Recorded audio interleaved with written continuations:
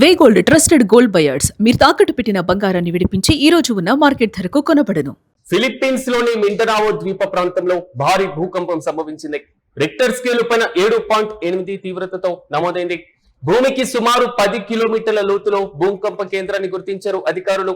అయితే ఫిలిప్పీన్స్ తో పాటుగా Indonesia, pulao, Taiwan, Papua new Guinea దేశాలకు కూడా సునామీ హెచ్చరికలు జారీ అయ్యాయి. కొన్ని ప్రాంతాల్లో 3 మీటర్ల ఎత్తు వరకు కూడా సముద్రపు అలలు వచ్చేటువంటి అవకాశాలు కనబడుతున్నాయి. తీర ప్రాంత ప్రజలను అప్రమత్తం చేశారు అధికారులు. సురక్షిత ప్రాంతాలకు వెళ్లాలంటూ కూడా ఆదేశాలు జారీ చేశారు. మరోవైపు ఫిలిప్పీన్స్ భూకంపానికి కొన్ని గంటల ముందు భూటాన్, చైనా, నార్త్ ఇండియా ప్రాంతాల్లో కూడా 5.6 తీవ్రతతో భూకంపం నమోదైంది. అయితే ప్రధానంగా ఫిలిప్పీన్స్ ప్రాంతాల్లో తరచూ భూకంపాలు, సునామీలు సంభవిస్తూ ఉండడం మనం గమనిస్తూ ఉంటాం. ఫిలిప్పీన్స్ అత్యంత కీలకమైనటువంటి దేశం మాత్రమే కాదు, కొన్ని కీలకమైనటువంటి ద్వీపాలతో కూడినటువంటి దేశం. ఆ ప్రాంతం సముద్రం మధ్యలో ఉండేటువంటి నేపథ్యంలో ఒక్కసారిగా సముద్ర గర్భంలో భూకంపాలు సంభవిస్తూ ఉండడం, సునామీ హెచ్చరికలు తరచూ సంభవిస్తూ ఉండడం మొత్తం ఒక సాధారణమైనటువంటి ప్రక్రియగా భావించినప్పటికీ తాజాగా 7.8 రిక్టర్ స్కేల్ పైన 7.8తో నమోదైంది అంటే సునామీ హెచ్చరికలు వచ్చేటువంటి అవకాశం ఉంది అనేటువంటి ఆందోళన కూడా మొదలైంది. ఇది కేవలం ఫిలిప్పీన్స్ ప్రాంతానికి మాత్రమే పరిమితం కాలేదు.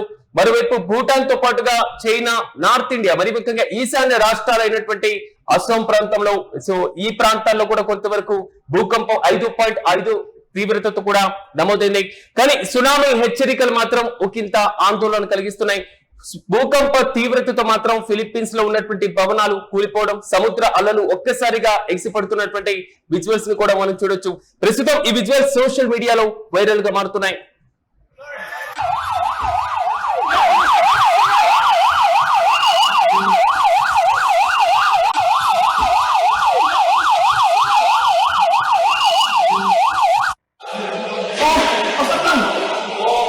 Wasak na, wasak.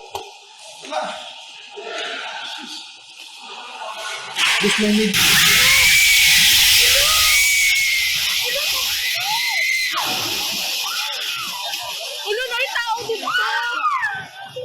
Hoy, Lord! Oh! Pasok na!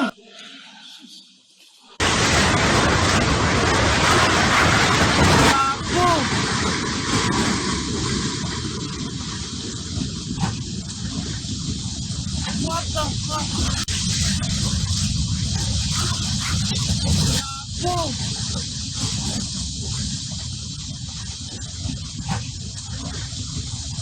What the fuck?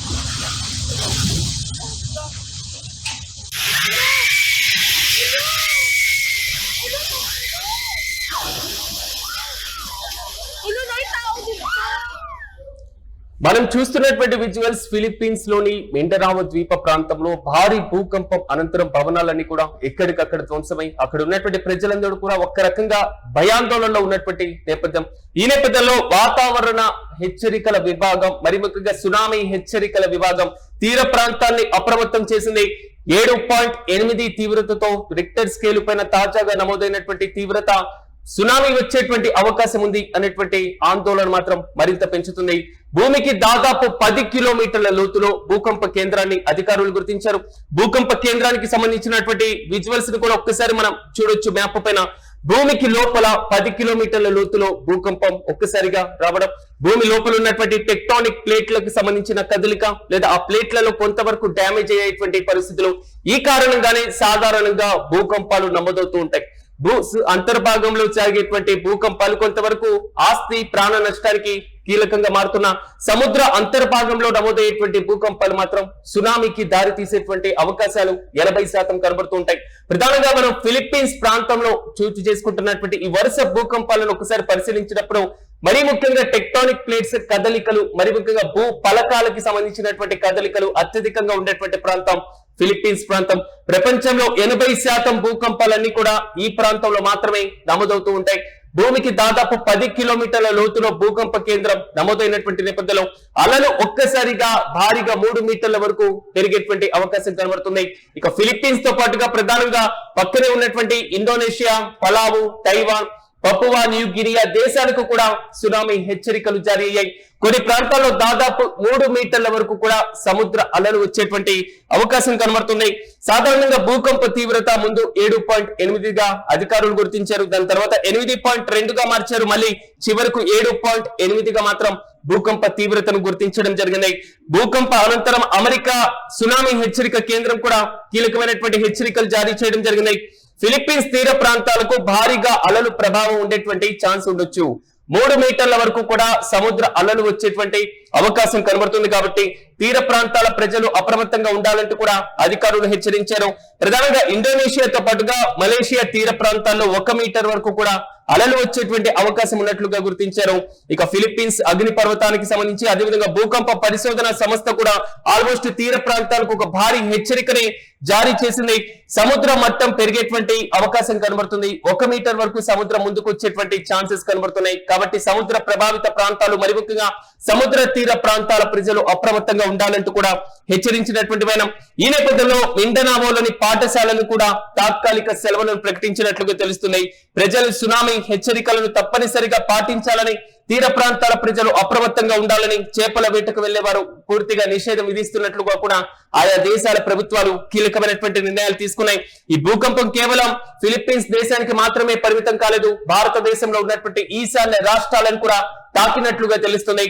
తీర ప్రాంతాల ప్రజలను అప్రమత్తం చేస్తున్నటువంటి అధికారులు ఫిలిప్పీన్స్ భూకంపానికి కొన్ని గంటల ముందే చైనా, అదేవిధంగా నార్త్ చైనాకి సంబంధించి, భూటాన్ కి సంబంధించి, అదేవిధంగా ఈశాన్య రాష్ట్రానికి సంబంధించి భారతదేశంలో ఈ ప్రాంతాల్లో కూడా 5.6 తీవ్రతతో భూకంపం నమోదైంది. సో అక్కడ ఉన్నటువంటి విజువల్స్ లో క్లియర్ కట్ గా భవనాలు, స్కూల్స్, అదేవిధంగా కీలకమైనటువంటి రహదారుల్లో ఉన్నటువంటి విద్యుత్ సరఫరా వ్యవస్థ కూడా పూర్తిగా ధ్వంసమైనటువంటి పరిస్థితులు మనం చూస్తున్నాం. మరోవైపు సముద్రం కూడా అల్లకల్లోలంగా ఉన్నటువంటి నేపథ్యంలో ప్రజలు తగు జాగ్రత్తలు పాటించాలంటూ కూడా సునామీ హెచ్చరికల కేంద్రం ఆదేశించింది. Lidikta wala. Nahugno na jud, Lord. Lord, nahugno na jud. Lord, nahugno na jud, nahugno na jud. Nahugno na jud ang building, Lord. Nahugno jud ang building.